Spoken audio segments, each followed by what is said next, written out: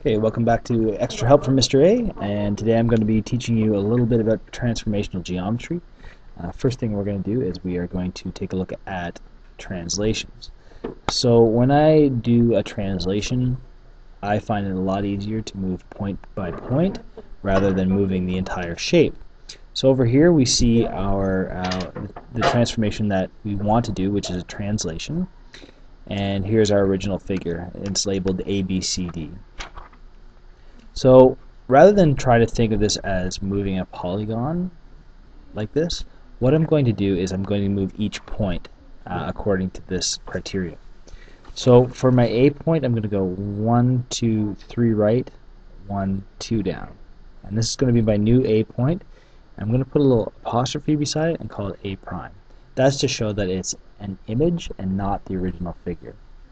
Next, I'm going to do the same thing with my B point. I'm going to take my B and I'm going to move it 3 spaces right and then 2 spaces down.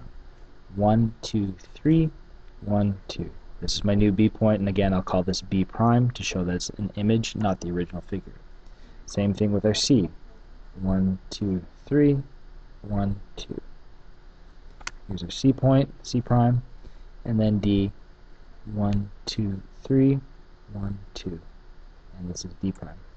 Then it's just simply a matter of connecting the dots using a straight edge so that you don't lose points, because what a silly reason to lose points. And then we get the exact proportions of one side to another here that we're supposed to be getting. I'll make this my D prime. And it's really easy if you do it point by point.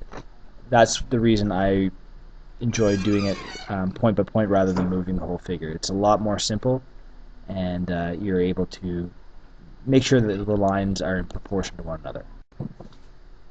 Okay, so now I have added a reflection line here called reflection line L. I made it a cursive L because a regular lowercase l would just look like a 1. So that's why we use cursive L's when we're doing math.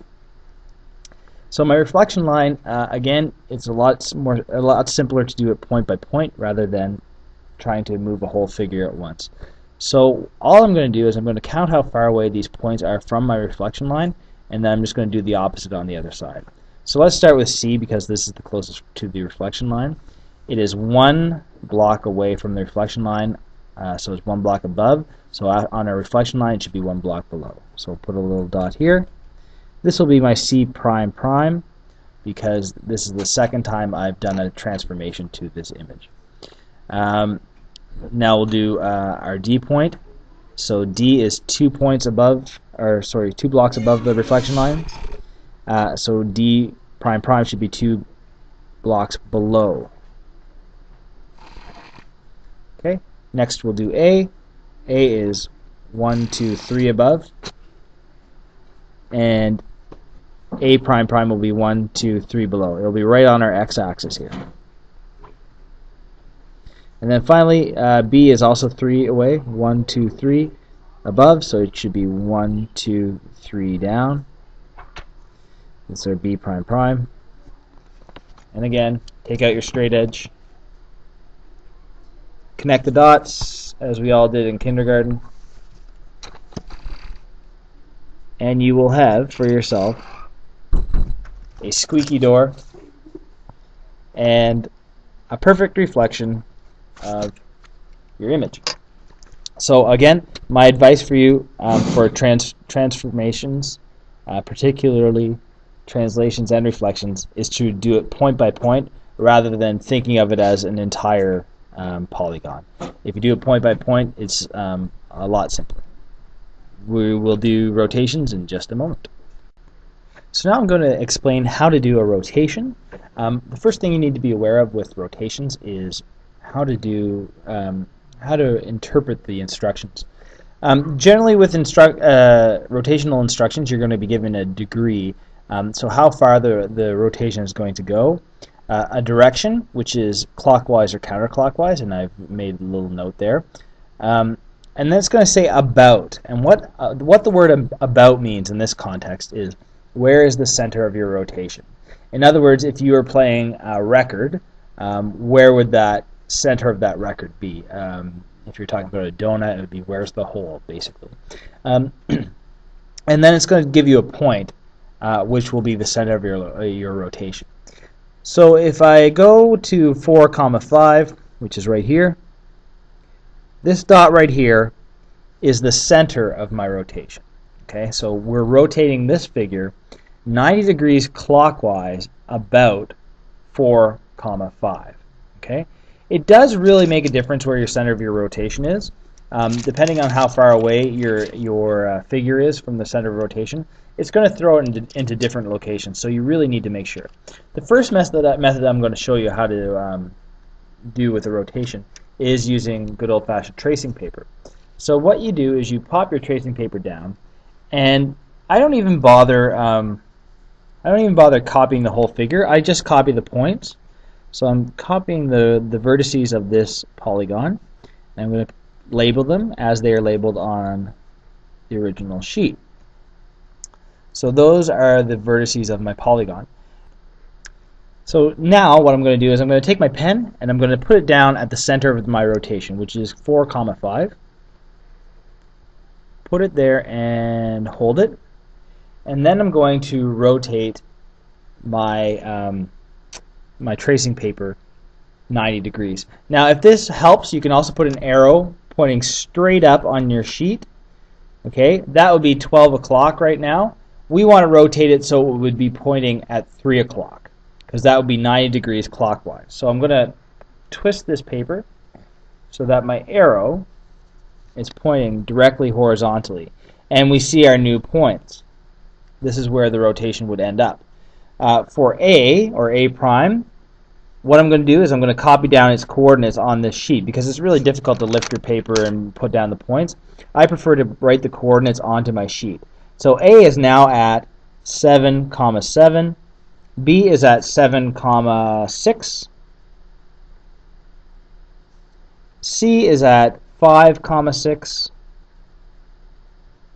And D is at 6, 7.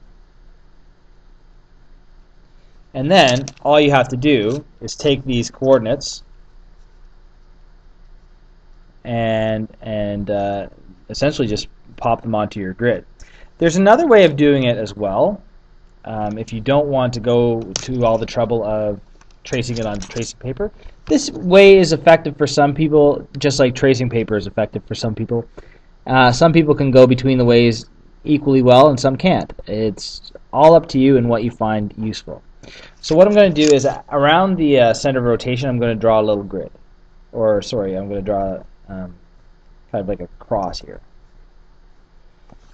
And what I'm going to do, as the image sharpens here, I'm going to measure how far each point is away from the center of rotation. So this is my baseline right here that I'm going to be using almost like a measuring tool. And I'm going to use this line as a reference, and I can imagine this line rotating up to being this vertical line. I know that doesn't really make too much sense, and again, this method might not work for everybody. What I'm going to do is I'm going to count how far away it is from the center. So we go 1 over and 1 up. Okay? If we are rotating this, then we should go 1 up and 1 over. So my new C location is right here. We'll call this C prime. D is 2 over and 2 up. So it'll be 2 up and 2 over. That's D prime. A is 2 over and 3 up, so 2 over and 3 over. Sorry, 2 up and 3 over.